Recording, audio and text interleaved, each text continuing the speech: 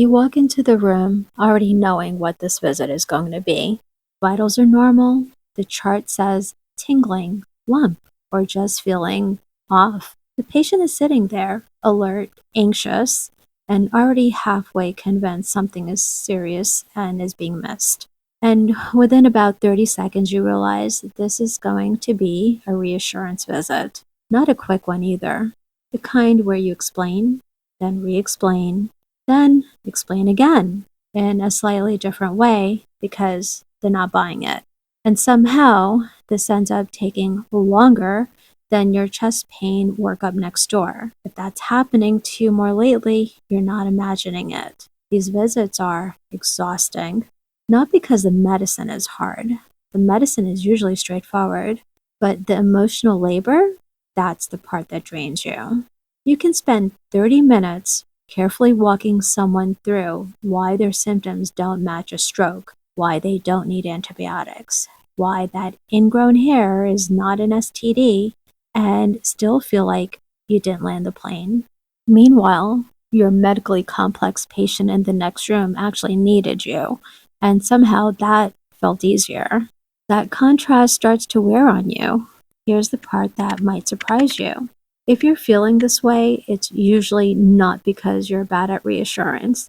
It's often because you're too good at explaining. You're giving them more information than they can process in an anxious state. You're trying to convince them using logic when their concern is being driven by emotion and fear. And the more you talk, the more the visit expands. Let's talk about what actually happens in these visits. Most worried well patients are not looking for information. They're looking for certainty, reassurance. And that's a problem because certainty is the one thing we can't give in medicine. So what happens? They keep asking variations of the same question. You keep giving slightly different explanations, and both of you leave the room tired. Here's the first shift that changed everything for me. I stopped trying to eliminate their worry, and instead I focused on containing it. That sounds subtle, but it completely changes how you approach the conversation. Instead of saying, "You're fine, this isn't anything serious," which they often don't believe, I say something like, "I can see why this is worrying you, and I don't blame you. Based on your exam today and what you've told me, I'm not seeing anything concerning today. I'm comfortable with how this looks right now." You've done two things now. You validated the emotion, and you set a boundary around your clinical judgment, and you didn't over-explain. But here's where most of us lose control of the visit. The patient comes back with, "But what if it's something early?" Or, "What if it's just not showing yet?" And now you feel pulled into explanation mode. This is where you need a repeatable script. Not robotic, not cold, but structured enough that you don't keep reinventing the conversation. One of my go-to lines is, during the higher volume shifts, "That's a fair question.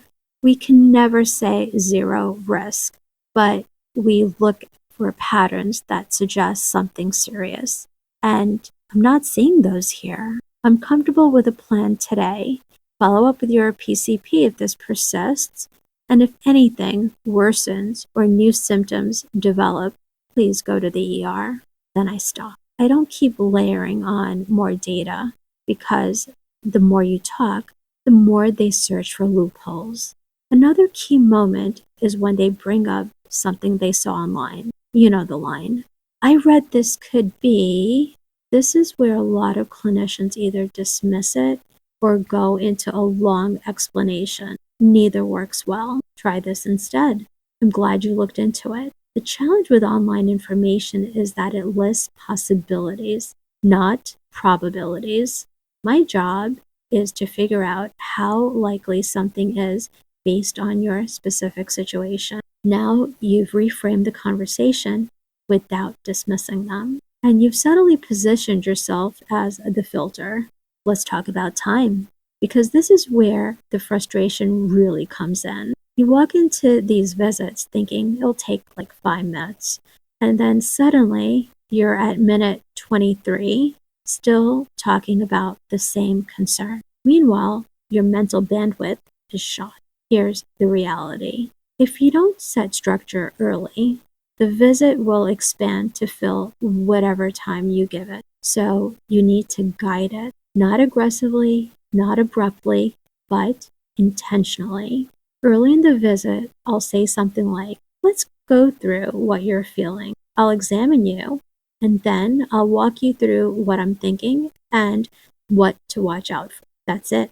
You just created a beginning, middle, and end. Patients actually feel more reassured when the visit has clear structure. Now, let's get into one of the hardest parts. The patient who already made up their mind. They're convinced it's something serious, or they're convinced they need antibiotics, or they're convinced that you're missing something.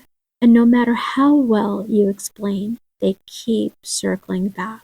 This is where reassurance alone doesn't work. You need to shift to boundary set. Let's talk about the mini stroke visit. You know the one. Vague symptoms, maybe some tingling, maybe dizziness that resolved. Neuro exam is completely normal, and the patient is convinced something serious just happened. Instead of trying to argue them out of it, I anchor the explanation. I think what you experienced was uncomfortable, but the features we see with strokes look different from what you're describing. Then I give one or two specific examples. Not 5, not 10, just enough to create contrast. And then I follow it with, if this were a stroke, I would expect to see X, Y, or Z. I'm not seeing those today. Now your reassurance is grounded. It's not just, you're fine. It's, here why it doesn't fit. Here's another moment that can derail the visit. The last minute question. You're about to leave, hand on the door, and they say, oh, one more thing. And suddenly, you're back in the loop. So I changed how I close visits. Right before wrapping up, I say, any final questions or concerns in regard to this visit before I head out? And then I stop talking. And yes, internally, you're hoping they don't bring up 10 new things. But giving them that space actually prevents the hallway ambush. Let's be honest about something else. These visits hit differently when you're tired. When you're on your 10th patient in a row, running behind and mentally juggling risk, it's much harder to stay patient and present. So part of managing these visits is managing yourself. You're not going to have the same emotional bandwidth at 6:45 p.m. as you did 9:15 a.m. And that's okay. You don't need a perfect script. You need a sustainable one. Here's a mind shift that helped me. Reassurance is not about making the patient feel 100% better emotionally. It's about making a clear, safe, medical sound decision and communicating it effectively. If they still leave a little worried, that doesn't mean you failed. In fact, sometimes a little uncertainty is honest, and patients can feel that.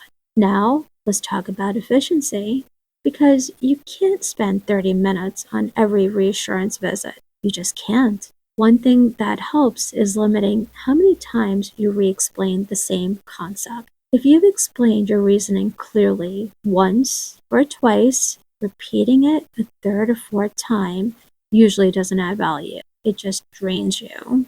Instead, I'll say, I want to make sure I'm addressing what's worrying you the most. What's still on your mind right now?